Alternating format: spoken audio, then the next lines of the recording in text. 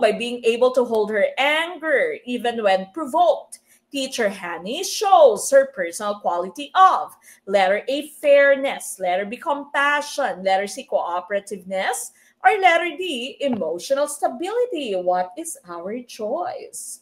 And so, tumpak na choice po natin dito is letter D, emotional stability. No? So, she is stable emotionally. Otherwise, sasabog si Teacher Honey. No?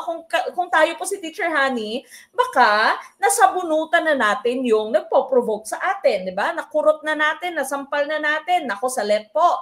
Kailangan plastic mode activated. No? Kahit anong gigil mo, kailangan yung pinaka-positive pa rin po yung ating pinipili. No? So, plastic mode activated, dapat she is able to hold her anger, okay?